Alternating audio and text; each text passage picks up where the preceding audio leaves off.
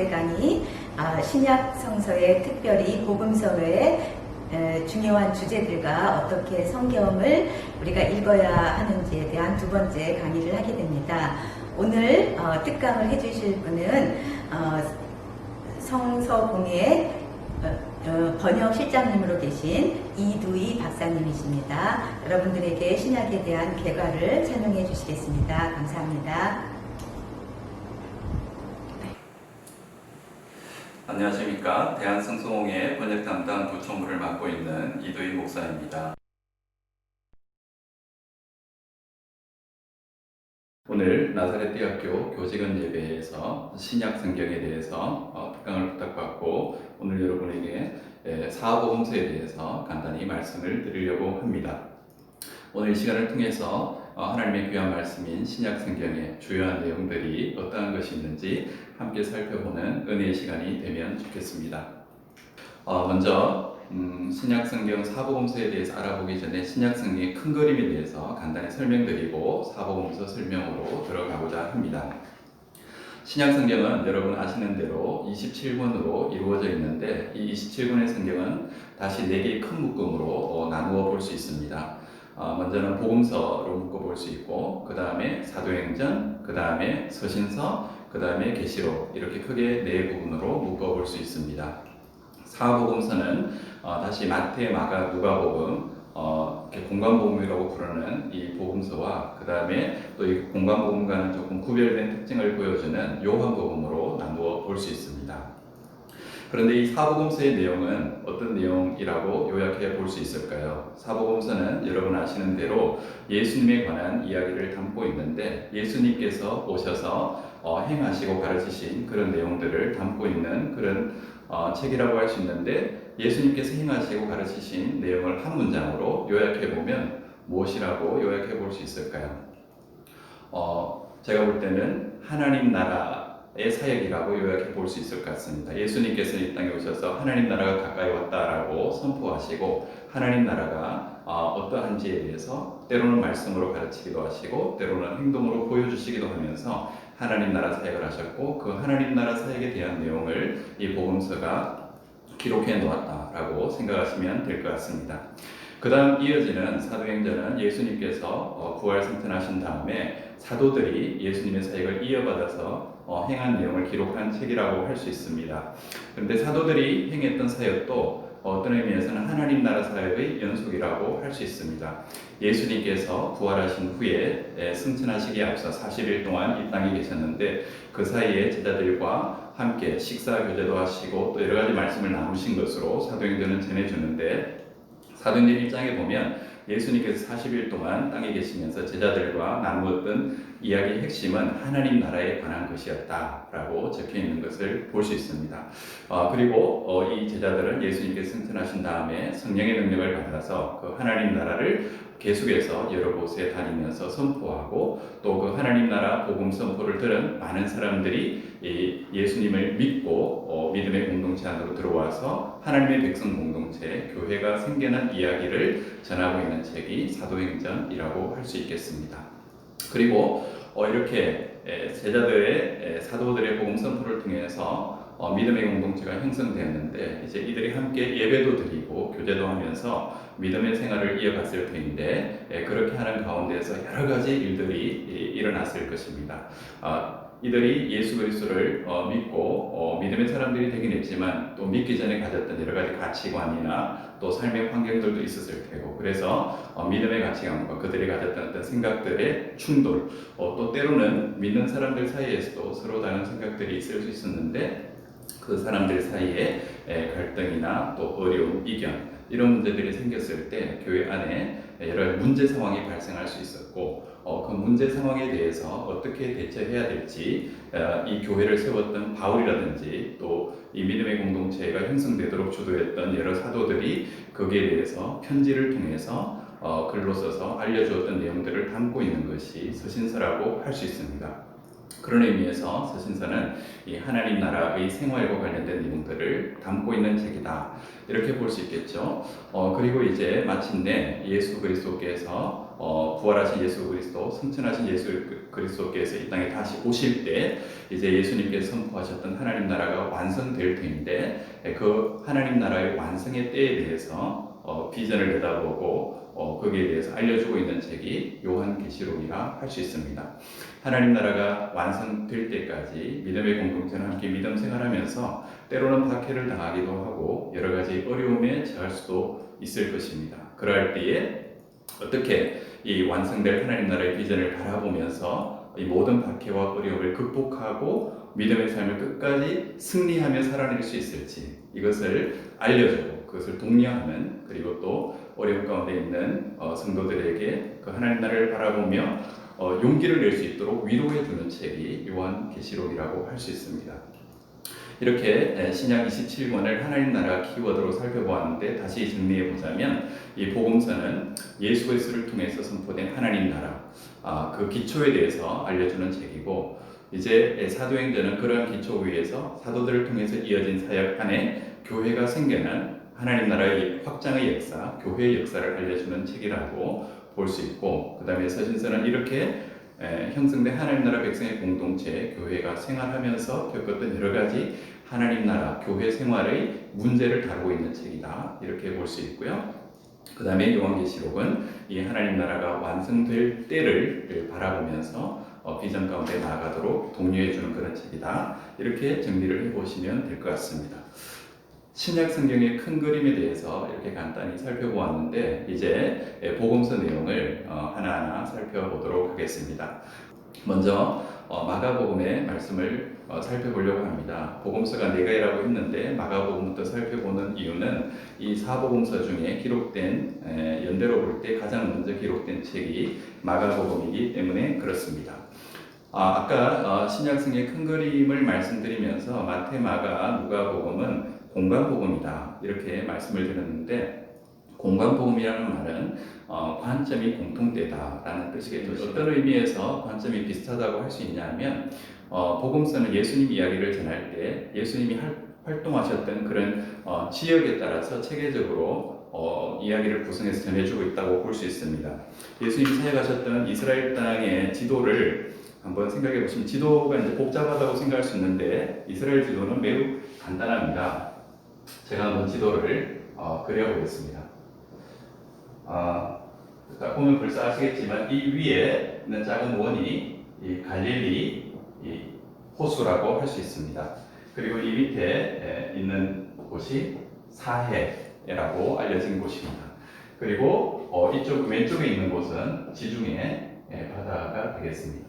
근데 이렇게 이스라엘 땅은 남북으로 길게 뻗쳐 있는데 크게 세 지역으로 나누어 볼 수 있습니다. 이 갈릴리 호수를 중심한 지역을 갈릴리 지역이다 이렇게 우리가 할 수 있고요. 그 다음에 사해 근처에 예루살렘이 있는데 이 예루살렘을 포함하고 있는 지역을 유대 지방이다 이렇게 생각하시면 되겠습니다. 그리고 이 갈릴리와 유대 사이에 사마리아 지역이 위치하고 있다 이렇게 생각하시면 되는데 복음서는 예수님의 사역을 전할 때 예수님께서 이 갈릴리 지역을 중심으로 활동하셨던 내용들을 먼저 알려준 다음에 그 다음에 예수님께서 이 유대에 있는 예루살렘으로 이동하신 이야기를 전해주고 그 다음에 마지막에 예수님께서 예루살렘에 오셔서 하셨던 사역들, 이 성전을 정화하신다든지 또 논쟁을 벌이신다든지 붙잡히시고 신문 받으시고 이렇게 십자가에 달려 돌아가시고 부활하신 이야기 이런 구조로 예수님 이야기를 전하고 있는 것이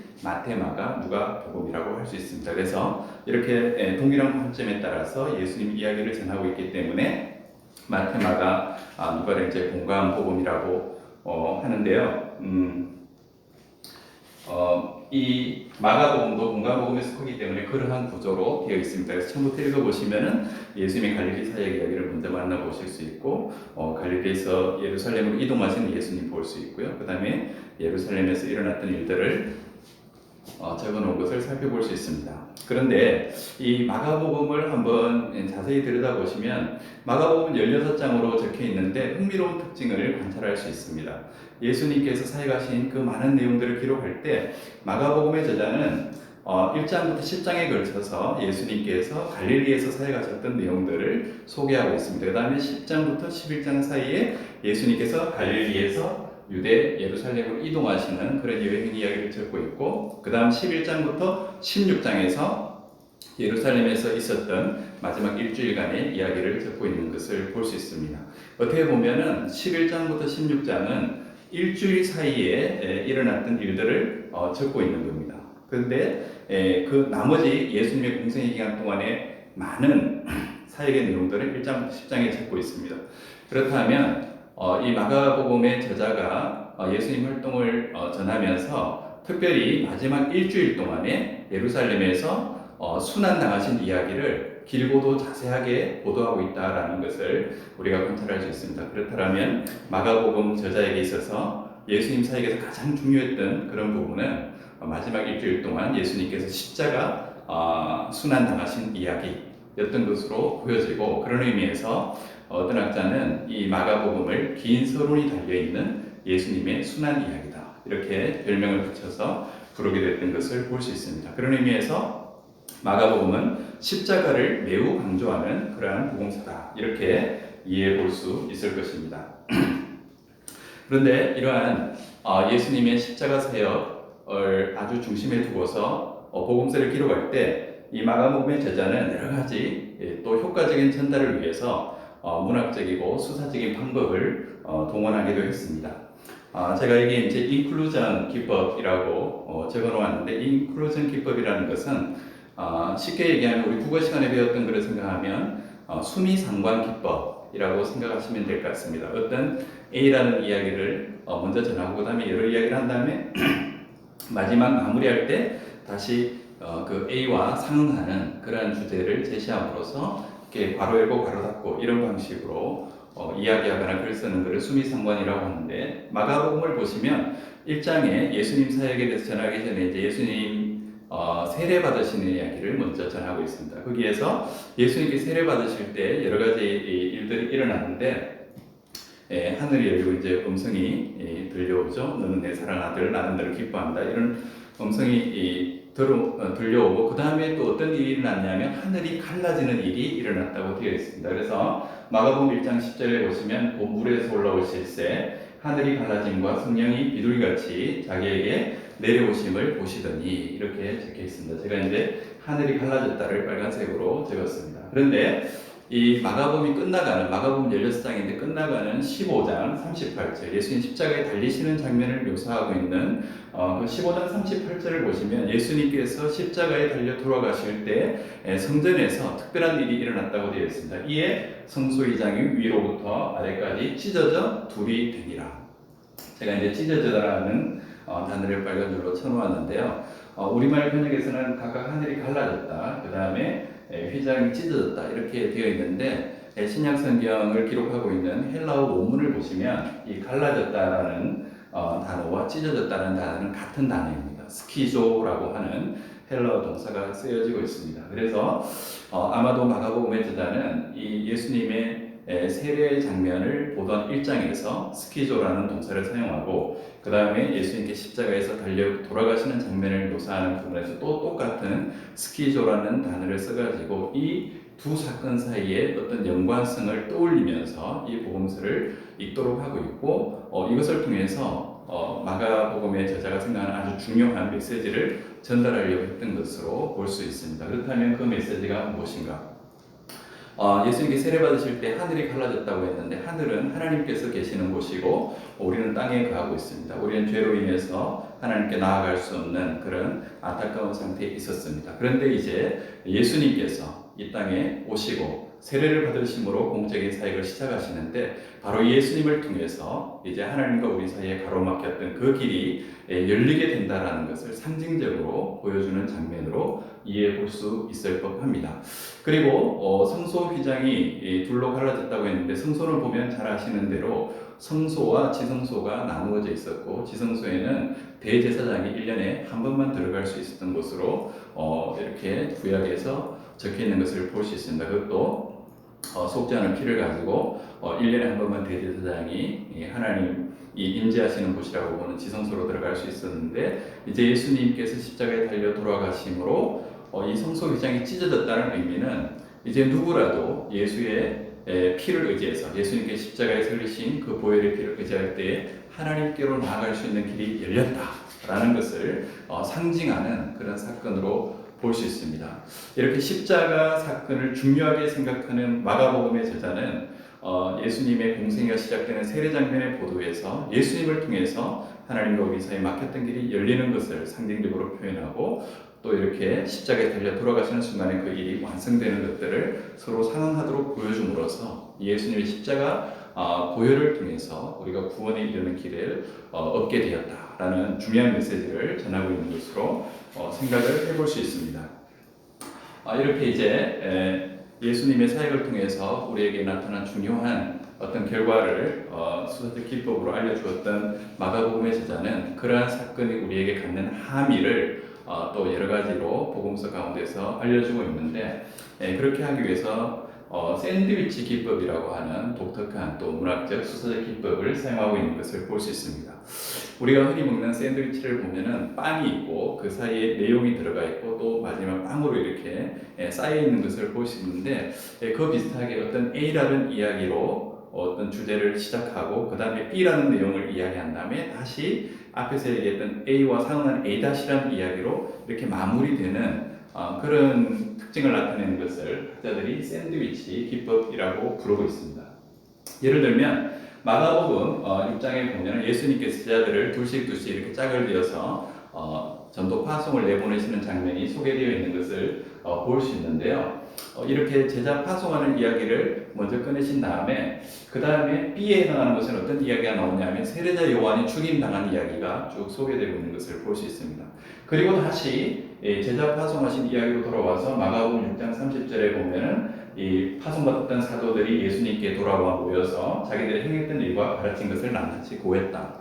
이렇게 연결되고 있는 것을 볼 수 있습니다. 그래서 제자 파송 이야기로 시작해서 A로 시작해서 세례자 요한의 죽음 이야기 B로 갔다가 다시 제자 파송 이야기로 돌아와서 그것을 마무리하는 A, B, A- 이런 이제 샌드위치 구조를 통해서 이 복음서를 적어 나가고 있는 것을 볼 수 있는데요. 이렇게 이 샌드위치 기법을 우리가 관찰했을 때 그럼 여기서 어떤 메시지를 들을 수 있느냐 생각해 보면요, 이 예수님께 제자 파송하신 이야기와 세례자 요한의 죽음 이야기를 서로 연관지어서 이해해 보라는 그런 시그널로 생각해 볼 수 있습니다. 그렇다면 예수님께 제자들을 짝지어서 사역 현장으로 내보내실 때 제자들은 무엇을 생각해야 되냐면 세례자 요한이 하나님의 뜻을 따라서 예언자로서의 사명을 감당하다가 결국 죽음에 이르게 되었던 결과들을 스스로도 예상하고 있어야 된다라는 뜻으로 생각해 볼 수 있음직합니다. 그래서 십자가 복음을 중요시했던 마가복음의 저자는 그 예수님을 따르는 제자들이 앞으로 예수님의 파송을 받아서 사역을 수행하게 될 때에 우리도 하나님의 뜻을 따라서 예수님의 하나님 나라 선포의 말씀에 따라 살아가고자 할 때는 그런 죽음의 고난과 박해도 예상해야 된다라는 메시지를 전하기 위해서 이러한 기법으로 복음서를 쓰고 있다, 이렇게 한번 생각해 볼 수 있을 것 같습니다.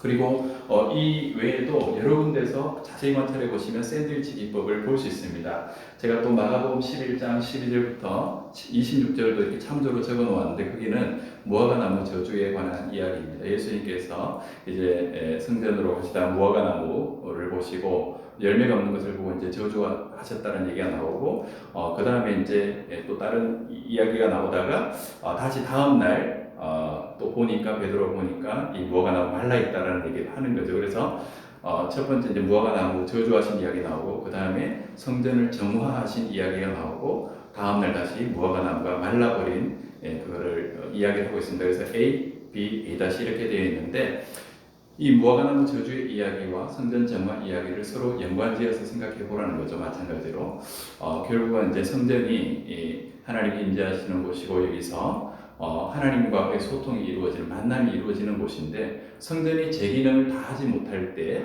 이 저주받은 무화과나무, 열매 없어서 저주받은 무화과나무가 말라버린 것처럼 이 성전도 이렇게 멸망하게 될 것을 말씀하시는 그런 이야기로 생각해 볼 수 있습니다. 이렇게 마가는 중요한 복음의 메시지를 전할 때에 또 아주 인상적이고 흥미로운 문학적 수사적 기법을 통해서 우리의 메시지를 전해주고 있는 것을 볼 수 있습니다.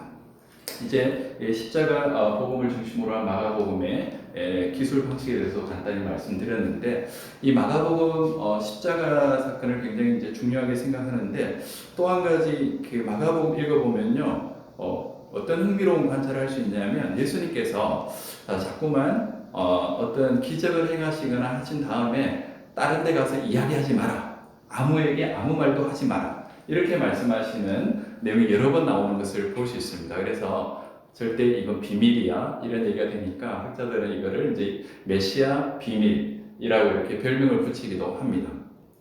그러면 우리가 생각할 때 예수님께서 하신 그 놀라운 일들을 사람들이 보고 가서 더 많은 사람들에게 알려서 다 같이 예수님께 더 몰려오면 좋을 것 같은데 왜 예수님께서는 이렇게 딴 데 가서 이야기하지 말라고 하시는 걸까? 이런 궁금증을 가질 수가 있을 것 같습니다. 왜 그랬을 것 같습니까? 이걸 심리적으로 푸는 사람들은 하지 말라고 하면 더 많이 하기 때문에 의도적으로 그렇게 하라고 예수님 고도의 심리전을 쓰신 것인가? 뭐 이런 생각도 해볼 수 있는데 그런 건 아닌 것 같고요. 특별한 뜻이 있었던 것 같습니다. 마가복음에는요 예수님의 행하신 일들과 그 다음에 십자가 사건 이것이 두 개의 큰 중심을 이루고 있다고 볼 수 있습니다. 갈릴리 사역을 보도할 때는 예수님께서 병자를 고치고 귀신을 내어 쫓으시고 이렇게 하셨던 여러 가지 미러클 워커, 기적을 행하시는 분으로서 예수님 모습을 많이 보여주고 있고요. 근데 그런 기적을 행하신 다음에 딴 데 가서 이야기하지 마라 이렇게 말씀을 하십니다. 근데 영원히 말씀하지 말라는 것이 아니고 말해도 되는 때가 옵니다. 그래서 밑에 적어놓은 말씀 마가복음 9장 9절을 보시면 그들이 산에서 내려올 때 예수께서 경고하시되 인자가 죽은 자 가운데 살아날 때까지는 본 것을 아무에게도 이러지 말라 하셨다. 이 말은 뒤집어서 얘기하면 예수님께서 십자가에 죽으시고 부활하신 다음에는 이야기를 해도 된다라는 뜻으로 생각을 해볼 수 있을 것 같습니다. 무슨 얘기인가 하면 우리가 예수님에 대해서 누군가에게 가서 이야기할 때는 예수님께서 행하신 기적의 측면만 보고 거기에서 받은 인상을 중심으로만 이해한 예수님에 대해서 이야기하는 것은 온전한 예수님 이해가 아니다 라는 뜻으로 생각을 해볼 수 있을 것 같습니다.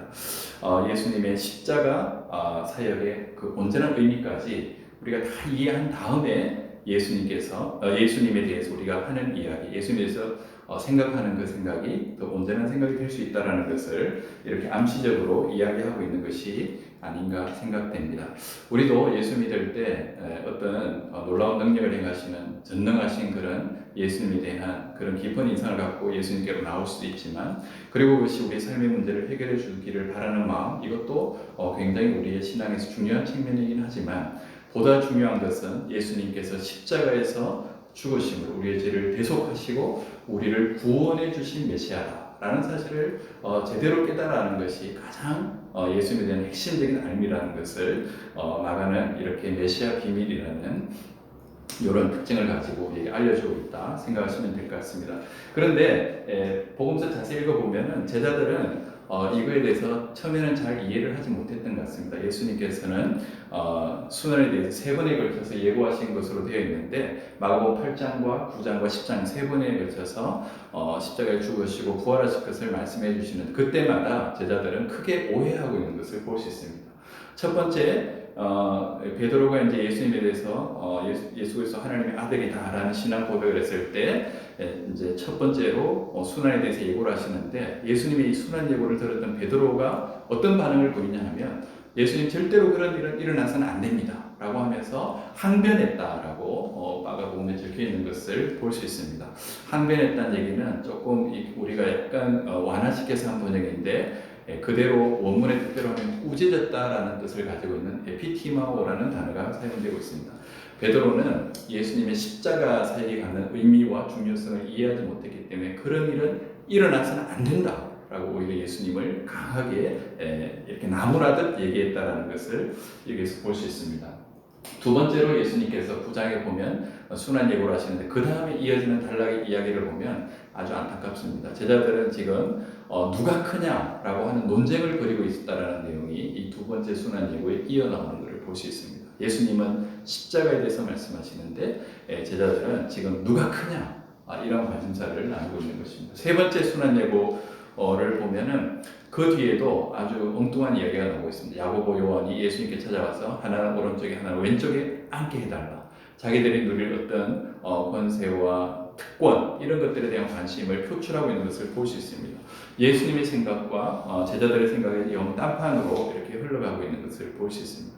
이것을 통해서 마가복음의 저자는 이렇게 세상사 또 예수님에서 나타날 능력 이런 것에만 관심을 가지고 그것을 통해서 내가 얻게 되는 유익에 초점을 맞추는 그런 신앙적 관점은 크게 잘못된 것이고 예수님의 십자가 사역을 제대로 바라보고 이해하는 것이 너무나 중요하다라는 것을 약간은 아이러니컬하게 이렇게 전해주고 있다라고 생각됩니다. 그래서인지 세 번째 순환 예고에 이어서 야고보 요한이 보였던 엉뚱한 반응을 마무리하시면서 예수님께서 중요한 말씀을 하십니다. 마가복음 10장 45절에 인자가 온 것은 섬김을 받으려 함이 아니라 도리어 섬기려 하고 자기 목숨을 많은 사람의 대속물로 주려 한다 이렇게 적혀 있는 것을 볼 수 있습니다. 그래서 마가복음의 핵심 주제는 섬김이라고 할 수 있을 것 같습니다. 예수님께서 십자가 섬김을 통해서 우리에게 구원의 은총을 허락하셨듯이 예수님을 따르는 사람들은 우리가 세상에서 누릴 놀라운 기적과 능력, 특권 이런 것에 관심을 둘 것이 아니라 예수님의 뒤를 따라서 온전히 섬기는 자리에 거할 때에 그것이 예수님을 온전히 따르는 길이다 라는 것을 가르쳐주는 것으로 생각해 볼 수 있을 것 같습니다. 그래서 마가복음은 십자가를 지고 주님께서 걸어가셨던 그 길을 따르면서 섬기는 삶을 실천하여야 한다라는 것을 강조하는 책으로 이해해 봄직합니다. 다음으로 마태복음에 대해서 살펴보도록 하겠습니다. 이제 그 마태복음은 이 마태복음 1장 1절에 보면은 아브라함과 다윗의 자손 예수 그리스도의 계보다 이렇게 시작하고 있는 것을 볼 수 있습니다. 이 구절은 마태복음 전체의 어떤 방향성, 핵심을 얘기해주는 구절이라고 할 수 있는데 마태복음 예수님께서 다윗의 자손으로 오신 메시아다라는 사실을 알려주는데 많은 관심을 가지고 있었던 듯합니다. 이때 당시에 유대인들은 다윗의 자손 가운데서 오실 구원자 메시아를 기다리고 있었는데 바로 예수님이 여러분들이 기다리고 있었던 그 그리스도 메시아다라는 사실을 알려주는데 큰 관심을 가지고 있는 책입니다. 그런데 이 마태복음을 보게 되면은 전체적으로 28장으로 되어 있는데 아주 눈에 띄는 특징은 5개의 큰 설교가 중요한 축을 이루고 있다는 점입니다. 그래서 여러분이 잘 아시는 마태복음 5장부터 7장 산상설교인데요. 이것이 그 5개 설교는 첫 번째이고 그 다음 마태복음 10장에는 보면 예수님께 제자들을 파송해서 보내시면서 하신 말씀 설교가 나와 있습니다. 그리고 13장에는 하나님 나라에 관한 여러 가지 비유들이 있습니다. 씨 뿌리는 비유, 진주 비유, 그 다음에 거물 비유, 가라지 비유 등등 여러 가지 하나님 나라를 이해하도록 돕는 천국 비유 설교 말씀이 나와 있습니다. 그 다음에 18장에는 보면은 교회 공동체 생활에 관한 설교가 나와 있다라고 볼 수 있습니다. 여기에서는 보면은 우리에게 잘못한 사람들에게 몇 번 용서해 주어야 할 것이냐, 잘못한 사람을 발견해서 어떻게 이 일을 처리해야 될 것인가, 이런 용서의 문제 또 관계성에 대한 문제를 다루면서 예수님께서 하신 설교를 전해주고 있습니다. 그 다음 마지막 24장부터 25장에는 마지막 종말의 때 일어날 일들에 대해서 예수님께서 하신 설교를 들을 수 있습니다. 열처녀 비유라든지 달란트 비유라든지 양과 염소의 비유 이런 것들이 24장과 29장에 들어 있습니다. 이렇게 마태복음은 5개의 큰 설교를 중심축으로 해서 구성되어 있는데 첫 번째 설교인 산상설교를 보면은 마태복음 5장 1절 이렇게 시작합니다. 예수께서 산에 올라가 앉으시니 제자들이 나오는지라 예수께서 입을 열어 가르쳐 이르시되 이렇게 시작이 됩니다. 예수님께서 산에 올라가서 가르치신 내용이라고 해서 산상설교라는 별칭이 붙었고요. 이 내용을 보면은 예수님의 제자들 새롭게 예수님을 중심으로 모여들게 된 하나님 나라의 백성들이 어떻게 살아야 될지에 대한 그런 중요한 가르침을 담고 있다라고 볼 수 있습니다. 그리고 이제 마태복음 1장 2장을 보면 예수님의 탄생 기사들이 소개되고 있는데 이 책 구약을 아는 분들이라면 마태복음 1장 2장을 읽으면서 이 구약에 나오는 출애굽기에 모세 이야기하고 굉장히 좀 비슷하다라는 느낌을 받기도 합니다. 왜냐하면 예수님께서 태어나실 때에 헤롯 왕이 많은 아이들을 살해하는 이야기도 나오고 이러기 때문에 그리고 예수님께 또 이집트로 피난하셨다가 돌아오셨다는 얘기도 들어있고요. 그래서 예수님 탄생 이야기 읽을 때 이제 모세 이야기가 겹친다는 느낌이 받기도 하는데 산상설교도 생각해 보시면은 구약에서 모세가 시내산에 올라가서 십계명을 받았던 이야기를 읽을 수 있는데 그 비슷한 느낌으로 예수님께서 산에 올라가 이제 하나님의 백성이 어떻게 살아야 될지 제자들이 어떻게 살아야 될지에 대한 가르침을 주는 내용으로 볼 수 있어서 굉장히 또 겹치는 부분이 있는 듯합니다.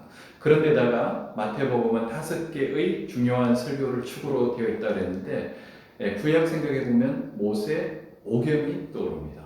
그러니까 모세가 율법서 5권을 통해서 하나님의 뜻과 계명들을 우리에게 알려주었는데 마치 그와 같은 비슷한 방식으로 예수님께서 산상설교도 말씀하시고 또 5개의 중요한 설교를 통해서 하나님의 백성이 어떻게 살아가야 될지를 가르쳐 주시는 그런 내용을 마태복음이 전하고 있는 것으로 생각을 해볼 수 있습니다. 그래서 어떤 의미에서 마태복음의 제자는 율법을 중요시하고 구약 유대교적인 배경을 가지고 있는 유대인 청중을 메인 타겟으로 해서 그들에게 이 율법의 성취이시고 율법을 온전히 가르쳐 주신 진정한 스승 선생님이 예수님이다라는 것을 가르쳐 주려고 했던 것이 아닌가 이렇게 한번 짐작을 해볼 수 있습니다.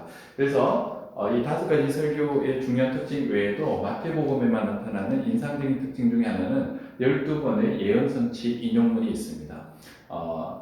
반복해서 읽게 되는 구절인데 선지자로 하신 말씀을 이루려고 이런 일들을 하셨다 또 이런 일들이 일어났다라고 하는 것을 적고 있는 것을 볼 수 있습니다. 이렇게 해서 예수님께서 구약 율법과 비교해서 구약 율법의 온전한 성취자가 되시고 그 구약 율법의 온전한 뜻을 알려주시는 분이시다라는 것을 아주 인상적으로 드러내려고 합니다. 그래서인지 마태복음에는 율법을 성취하러 오신 예수님에 대해서 강조하고 있는 구절들이 있습니다.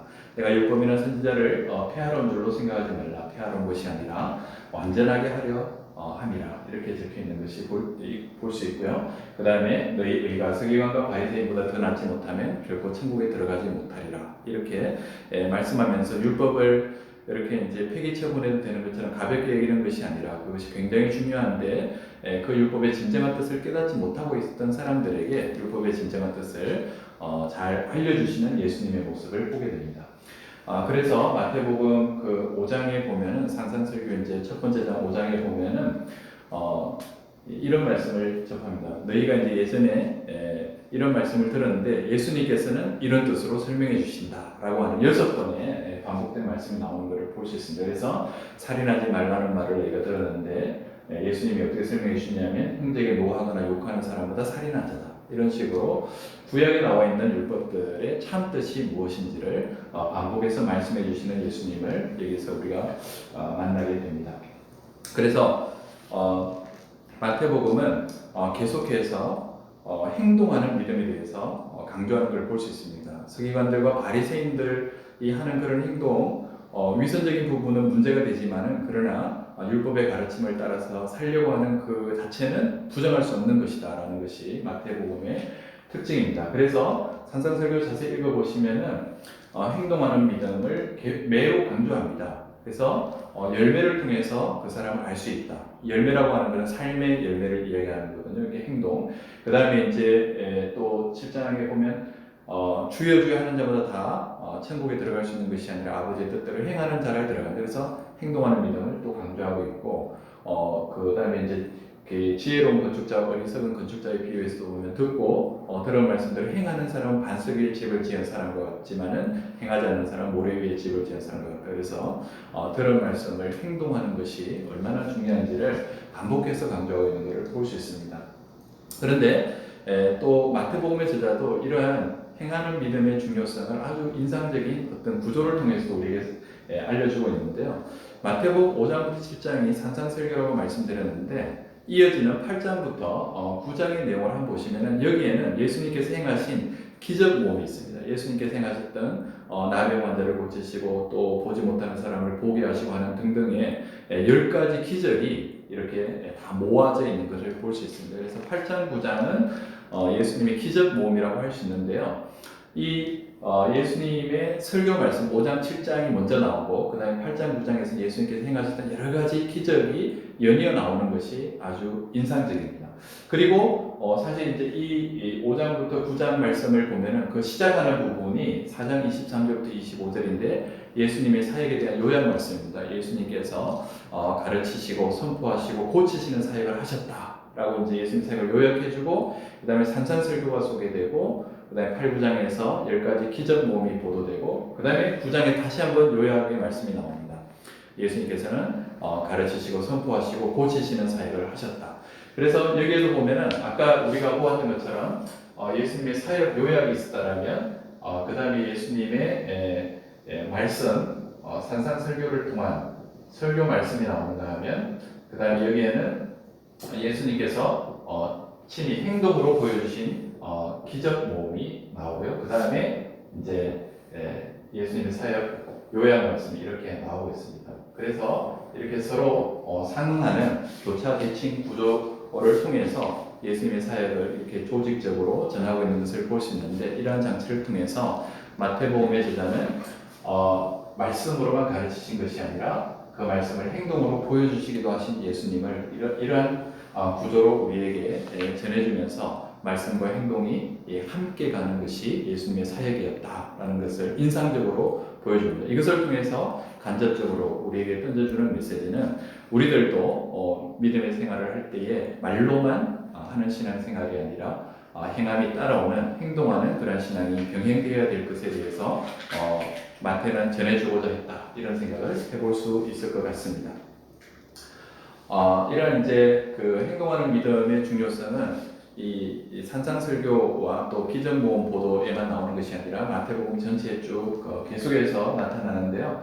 혼인잔치에 비유해 보면 많은 사람들이 초대를 받았는데 예수님이 쭉 둘러보시니까 예복을 입지 않은 사람이 있어서 그 예복 입지 않은 사람이 책망받는 그런 내용을 읽을 수 있습니다. 여기서 예복이라 하면 행실을 비유적으로 일컫는 그런 알 수 있죠. 그래서 행함이 따라오지 않는 그런 사람이 하나님 나라 잔치에 합당하지 않다라는 것을 얘기해 주고 있고 21장에 이제 두 아들 비유는 아버지가 큰아들과 작은아들에게 오늘 좀 밭에 가서 일 좀 해라 그랬더니 큰아들은 알겠습니다 했다가 하지 않았고 둘째 아들은 못하겠습니다 했다가 나중에는 했다 이런 얘기가 나오는데 누가 더 아버지의 뜻을 온전히 행한 사람이겠느냐 이런 이야기를 통해서 행동하는 믿음이 정말 중요하다. 그다음에 양과 염소의 비유도 보면은 이제 헐벗고 가난하고 줄인 사람들에게 따뜻하게 사랑의 손길을 베풀었던 그 사람들이 이제 양이고 그렇지 않았던 사람들이 염소를 이렇게 마지막 심판할 때 분류되는 비유 말씀이 나오는 것을 볼 수 있습니다. 이런 것들을 통해서 마태는 전체적으로 행동하는 믿음이 굉장히 중요하다라는 귀한 가르침을 주고 있습니다. 우리가 흔히 신앙생활하면서 믿음을 강조하기 때문에 행동이 별로 중요하지 않은 것처럼 착각할 수 있는데 마태는 그렇지 않다는 것을 굉장히 인상적으로 강조해서 알려주고 있는 것을 볼 수 있습니다. 그 다음으로 마태는 마태가 또 이제 전하는 아주 핵심 메시지 중에 하나는 하나님의 함께하심입니다. 제가 마가복음 하면서도 인클루지오라는 기법에 대해서 소개를 해드렸는데 이 마태복음에서도 마찬가지 이 특징을 볼 수 있습니다. 마태복음 1장에 보면은 예수님의 그 탄생과 관련해서 보라 처녀가 잉태해 아들을 낳을 것이요 그 이름을 임마누엘이라 하리라 하였으니 이를 번역한즉 하나님 우리와 함께 계시다 하니라 이런 말씀이 있는데요. 마태복음 28장으로 되어 있는데 끝나는 부분 마지막 지상계명령 말씀이죠.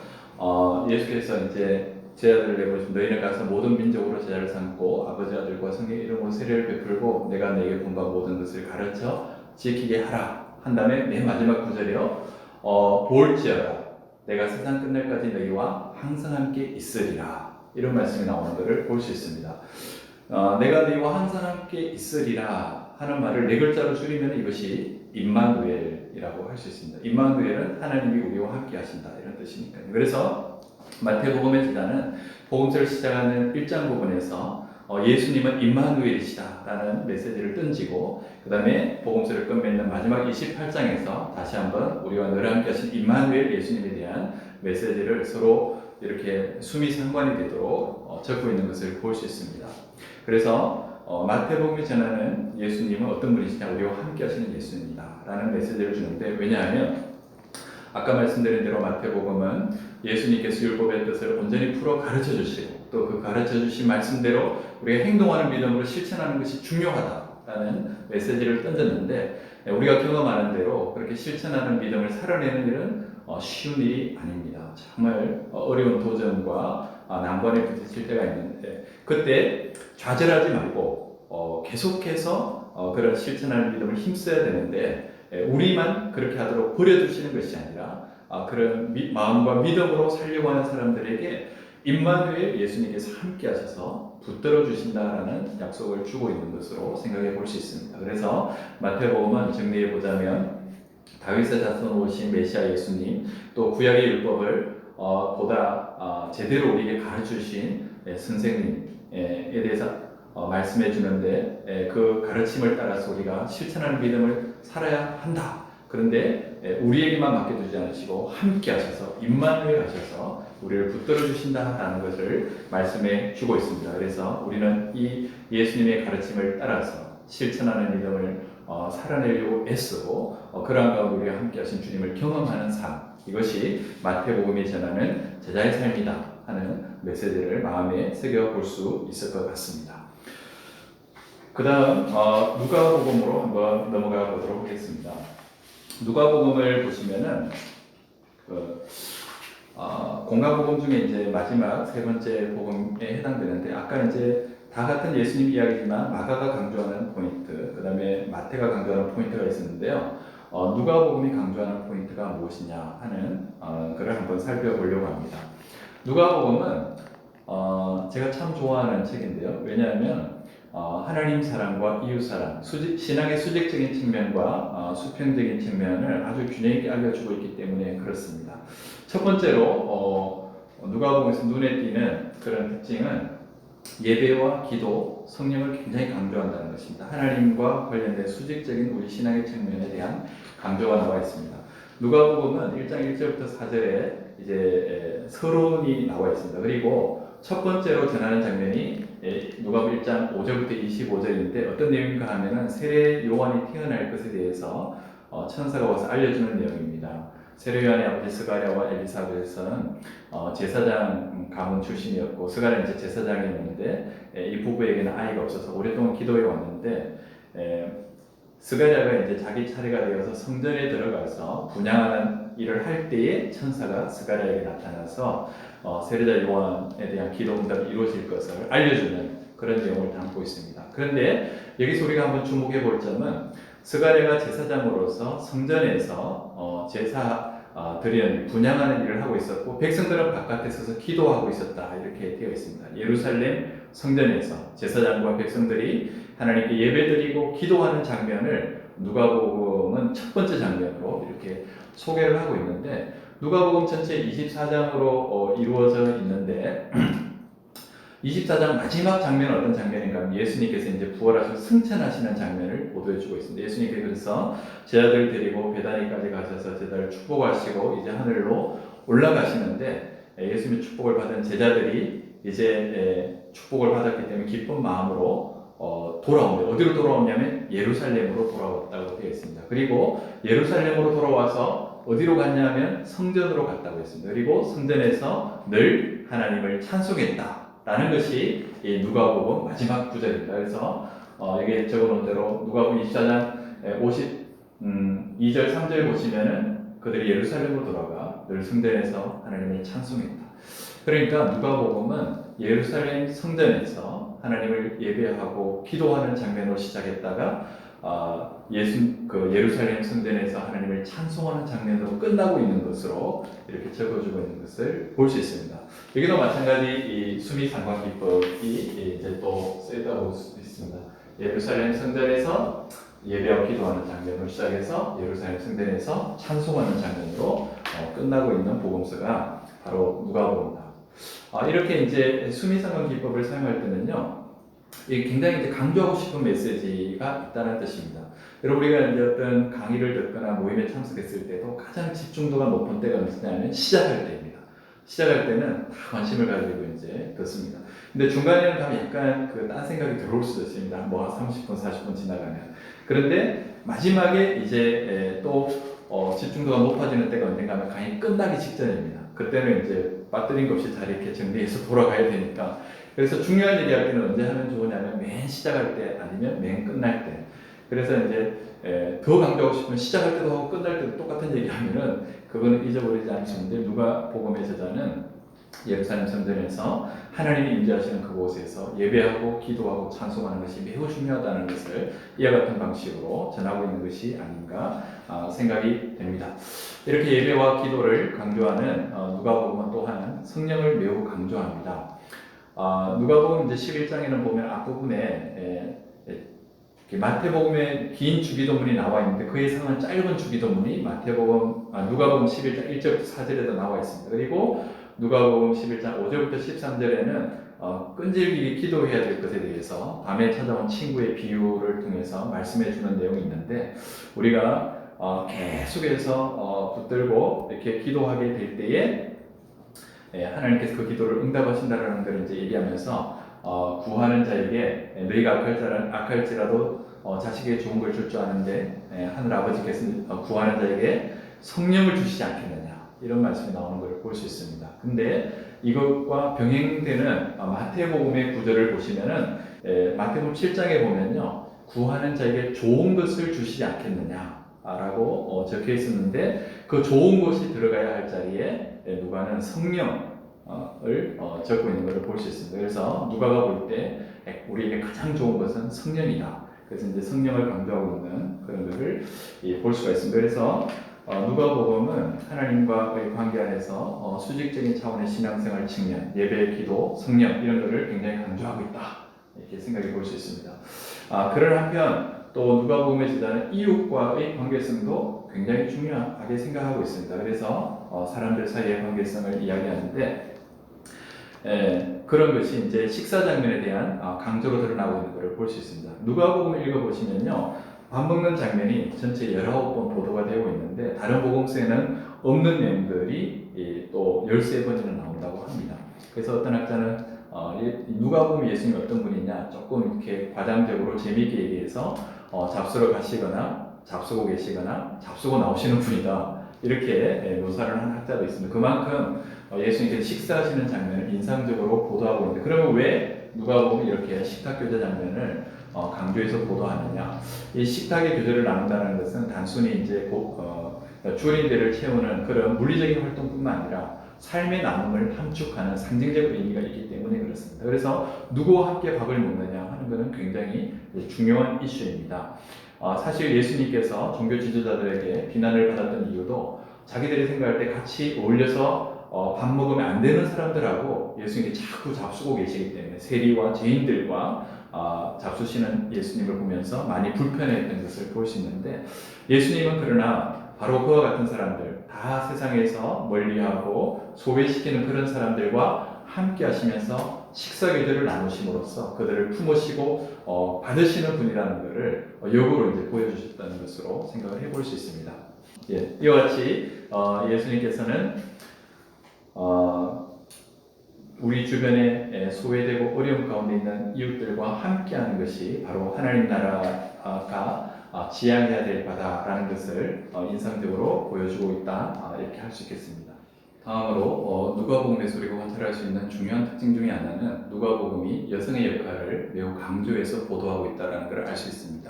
이 복음서가 기록되던 시대는 가부장 시대입니다. 우리나라 조선 시대나 다름없는 그런 가부장 시대고 여성들은 전혀 존중을 받지 못하던 시대인데 누가복음의 저자는 복음 안에서 시대적 한계를 뛰어넘어서 여성들을 최대한 존중하고 그들이 했던 역할들을 분명하게 드러내어서 소개해주고 있다는 점에서 굉장히 인상적입니다. 예를 들면은 마태복음에도 예수님 탄생 이야기가 있었지만 누가복음 1장 2장에도 예수님의 탄생 이야기가 소개되는데 마태복음에 의하면 예수님의 수태고지를 받았던 것이 요셉인 것으로 되어 있습니다. 그런데 누가복음에는 그 수태고지를 받았던 것이 마리아로 되어 있습니다. 그래서 여성이 마리아를 좀 더 부각시키고 있는 그런 특징을 발견할 수 있고요. 그 다음에 이 예수님께서 태어나신 다음에 8일 만에 할례를 하기 위해서 성전에 가셨던 이야기가 기록되어 있는데 거기에 보면은 거기서 두 명의 예언자를 만났던 이야기가 나옵니다. 한 명은 시므온이고 한 명은 안나입니다. 근데 시므온은 남자 예언자이고 안나는 여자 예언자입니다. 그래서 남자 예언자와 만난 이야기만 보도하는 것이 아니라 여자 예언자 얘기도 함께 하고 있습니다. 이렇게 누가복음은 여성을 좀 부각하는데요. 뒤에 이제 예수님 사역 보도할 때 7장에 가보면은 예수님께서 백부장의 종을 고쳐주신 이야기가 나오고 바로 이어서 나인성 과부의 아들을 살려주신 이야기가 나옵니다. 백부장은 남자이고 나인성 과부는 여자입니다. 이렇게 남자와 관련된 기적 이야기 하나가 보도되면 또 여자와 관련된 기적 이야기가 이렇게 짝을 이루면서 따라 나오는 특징을 볼 수 있습니다. 시간 관계상 제가 이제 다 얘기할 수는 없지만 이와 같은 방식으로 누가복음을 자세히 읽어보시면 남자에 관한 에피소드가 나오면 여자에 관한 에피소드가 이렇게 짝을 이루면서 균형적으로 소개되고 있는 것을 볼 수 있고 누가복음 8장 1절부터 3절에 보면 예수님 사역을 요약해서 알려주는 구절인데 예수께서 각 성과 마을에 두루 다니시며 하나님 나라를 선포하셨는데 그때 함께했던 사람들을 소개합니다. 함께했던 사람들 당연히 남자들로 구성된 12제자가 있는가 하면 요한나, 안나, 수산나 뭐 이런 식으로 해서 이어지는 8장 3절, 2절, 3절에 보면은 남자의 12제자뿐만 아니라 여성 제자들도 예수님의 사역 현장에 함께했다라는 것을 명시적으로 보여주고 있는 것을 볼 수 있습니다. 이것은 누가만 전해주고 있는 중요한 정보입니다. 그래서 누가복음의 저자는 이때 당시로 보면은 소외되고 관심받지 못했던 그런 여성들을 최대한 존중하고 그들의 역할과 했던 일들을 부각해서 전해줌으로써 들려지지 않았던 여성의 목소리가 들려지도록 하는 그런 중요한 복음서다라는 것을 볼 수 있습니다. 이렇게 누가복음은 좀 소외된 사람들, 어려운 사람들 관심 가졌다 그랬는데 사회적 약자에 대해서 많은 관심을 가지고 있습니다. 그 중에 또 대표적인 이야기가 삭개오 이야기를 생각해 볼 수 있습니다. 누가복음 19장에 보면 잘 아시는 삭개오 이야기 나오는데 세리장이었죠. 돈은 많았습니다. 그런데 그때 당시 세리는 다 미움을 받았기 때문에 누구도 같이 어울려주지 않아서 너무나 외로웠던 것 같습니다. 그런데 예수님은 이런 세리들의 친구가 되어주신다는 이야기를 듣고 삭개오가 예수님 지나가실 때에 예수님을 만나보고 싶었어요. 그러나 키가 작아서 볼 수가 없었는데 이제 돌무화과 나무 위에 올라가 있다가 예수님을 만나게 되고 예수님께서 이 삭개오의 집에 들어가서 함께 머무시면서 이렇게 시간을 보내셨던 것을 볼 수 있습니다. 이때 당시에 보면은 누구와 함께 어울리고 누구의 집에 들어가서 머문다라는 것은 굉장한 중요한 의미를 가지고 있습니다. 왜냐하면은 죄인이나 부정한 사람과 함께 어울리는 것은 그 함께 어울렸던 사람까지도 부정하게 만드는 결과를 가져오기 때문에 꺼려지는 일이었는데 예수님께서는 이렇게 사회적으로 소외되어 있던 이런 세리의 집에 가서 머무시면서 그에게 구원을 선포하시는 그런 모습도 이 누가복음에서 볼 수 있습니다. 이와 같이 누가복음은 예수님을 통해서 사회적 약자, 잃어버린 사람들을 불러 모으시는 그런 예수님 사역의 측면을 매우 강조하고 있는 것을 볼 수 있습니다. 정리해보자면 누가복음은 우리 신앙생활에서 두 가지 중요한 축이 있는데 수직적으로 하나님과 갖는 신앙의 차원 또 수평적으로 이웃들과 갖는 그런 관계의 측면이 있는데 이거를 굉장히 균형 있게 강조해주고 있습니다. 예배와 기도, 성령이 굉장히 중요하고 또 이렇게 다른 한편으로 우리 삶의 컨텍스트 속에서 우리가 만나는 사람들과 관계 속에서 사랑의 정신으로 그들을 이렇게 품고 어울리는 것이 굉장히 중요한데 이 두 가지를 아주 균형 있게 잘 조화해서 전해주는 책이 누가복음이라고 할 수 있습니다.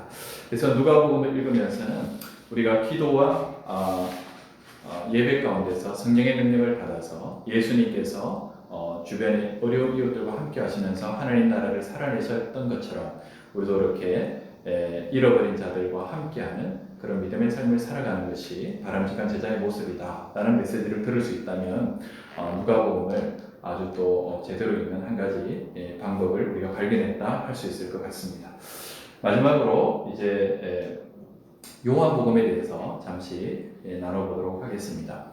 아까 시작할 때 복음서를 불러나눌 때 마태, 마가, 누가복음을 공관복음이라고 하고 요한복음은 이 공관복음과 조금 구별되는 특징이 있다 이렇게 말씀을 드렸는데 그래서 학자들은 이 The Fourth Gospel이다 네 번째 복음서다 이런 별명을 붙이기도 합니다. 어떤 점에서 그러냐면 공관복음은 갈릴리에서 사역하시다가 예루살렘으로 이동하셔서 이제 십자가 순환당하시고 부활하신 그런 구조로 설명을 했다면, 요한복음은 예수님께서 몇 차례에 걸쳐서 갈릴리와 예루살렘을 오가시면서 사역했던 것을 전해주고 있기 때문에 그렇습니다. 그래서 요한복음에 보면은 예수님께 갈릴리 가나의 혼인 잔치에서 이제 기적을 행하셨던, 물로 포도주를 만드셨던 이야기 우리가 읽게 되는데, 3장에 보면은 유대 지방에서 니고데모를 만나서 대화를 나누시는 예수님 이야기를 우리가 읽을 수 있습니다. 그 다음에 4장에 보면 다시 갈릴리로 오셔가지고 왕의 신하를 고쳐주는 기적 이야기를 우리가 읽을 수 있고, 5장에 보면 다시 유대 지방 베데스다 연못가에서 38년 된 병자를 고쳐주시는 그런 이야기를 읽을 수 있고, 다시 6장에 보면은 갈릴리 지역에서 오병이어를 행하시는 예수님 볼 수 있다면, 7장에 가면 다시 초막절에 예루살렘 유대 지방으로 가신 예수님 볼 수 있습니다. 그래서 최소한 3차례에 걸쳐서 예수님께서 갈릴리와 유대로 오가시면서 사역하셨던 이야기를 요한복음에서 읽을 수 있기 때문에, 공간복음과는 다른 구조를 통해서 예수님 이야기를 전하고 있고, 우리는 요한복음을 통해서 예수님의 공생애가 약 3년에 걸쳐서 이루어졌다는 것을 짐작할 수 있습니다. 이런 이제 요한복음은 우리에게 어떤 중요한 특징을 보여주냐 하면은, 7번에 걸쳐서 나는 무엇이다 라는 말씀을 전해주고 있습니다. 그래서 제가 이제 표로 적어놨는데, 예수님께서 나는 생명의 떡이다, 또 세상의 빛이다, 양의 문이다, 선한 목자다, 부활의 생명이다, 길이요 진리요 생명이다, 참 포도나무다, 이렇게 말씀하시는 것을 볼 수 있습니다. I am 이런 식으로 이제 이거는 굉장히 인상적인 특징입니다. 공간복음을 가만히 생각해 보시면은 예수님께서 스스로 나는 무엇이다라고 말씀하신 적이 한 번도 없습니다. 우회적으로 인자가 이렇게 한다라고 말씀하시는 경우는 있는데, 공간복음을 한 번도 예수님께서 명시적으로 스스로를 나타내신 적이 없는데, 요한복음에서는 아주 구체적으로 명확하게 나는 누구이다, 이렇게 7번 말씀하시는 특징을 보여주고 있습니다. 그래서 어떤 학자는 요한복음을 예수 그리스도 안에 나타난 하나님의 자기 계시를 우리에게 전해주는 책으로 요약해 볼 수 있다라고 이렇게 이야기를 했습니다. 그래서 요한복음 읽으실 때는 이런 말씀들을 잘 살펴보시면서 예수님이 어떤 분이신지를 생각하시면 좋을 것 같고, 이제 요한복음에서 또 중요하게 사용되고 있는 동사 하나만 제가 좀 소개하고 강의를 마쳐야 될 것 같습니다. 요한복음은요, 뭘 강조하냐면 예수님과 함께 시간을 보내는 것, 예수님과 함께 머무는 것을 굉장히 강조합니다. 헬라어로는 메노라는 동사가 있는데요, 메노, 영어로 하자면 stay, remain 이런 뜻이 될 수 있습니다. 우리말로는 거하다, 머물다, 이렇게 이제 성경에서 번역이 되고 있는데요, 요한복음은 예수님과 함께 머무는 것을 굉장히 중요하게 생각합니다. 왜냐하면 예수님과 함께 시간을 보내면서 예수님을 더 깊이 알아가게 되고 예수님을 만날 수 있기 때문에 그렇습니다. 요한복음 1장에 보면은 세례 요한의 제자였던 사람들이 예수님을 보고서 예수님을 따라가서 예수님과 함께 머물렀던 이야기를 1장 35절부터 42절에 전해주고 있는데, 이렇게 예수님께서 와보라 하는 초대형에서 예수님을 따라갔고 예수님 계신 곳에서 함께 머무는 가운데 예수님께서 메시아라는 사실을 알아가게 되었던 것을 볼 수 있습니다. 그리고 또 요한복음 4장에 보면 수가성 사마리아 여자 이야기가 굉장히 유명한데요, 이때도 보게 되면은 사마리아 여자가 먼저 예수님을 만난 다음에 자기 마을 사람들에게 예수님을 소개하고, 그래서 사마리아 사람들이 와서 예수님을 만나고 예수님께서 알게 되었는데, 그런 다음에 사마리아 사람들이 어떤 요청을 하냐면 우리와 함께 좀 머물러 달라는 그런 요청을 드립니다. 그러자 예수님께서 그 사마리아 사람들의 도시로 가셔서 그들과 함께 이틀을 머무셨는데, 그러고 나서 이 사람들에게 놀라운 깨달음이 옵니다. 예수님이 온 세상의 구주시다 라는 깨달음이 왔고, 그것을 고백하게 되는 장면을 볼 수 있습니다. 그 다음 요한복음 이제 15장에 보면은 포도나무와 가지 비유 말씀, 유명한 말씀이 나오고, 15장 7절에 보면은 여러분이 암송도 하시는 유명한 구절이 있는데, 너희가 내 안에 거하고 내 말이 내 안에 거하면 무엇이든지 원하는 대로 구하라, 그리하면 이루리라, 이렇게 되어 있습니다. 너희가 내 안에 거하고, 거한다, 머문다는 얘기입니다. 내 말이 너희 안에 거하면, 그러니까 예수님이 우리 안에, 우리가 예수님 안에 거하게 되면, 상호 내주를 하게 되면, 뮤추얼 인드웰링이 이루어지게 되면은 우리가 무엇을 구하든지 예수님께서 이루어 주시겠다 이런 약속의 말씀이 나와 있는 것을 볼 수 있습니다. 그렇게 될 수밖에 없을 것입니다. 왜냐하면 예수님이 우리 안에 거하시고 우리가 예수님 안에 거하게 되면 예수님이 바라시는 것이 우리의 바라는 것과 똑같아질 거기 때문에 그 기도는 안 이루어질 수가 없는 것이죠.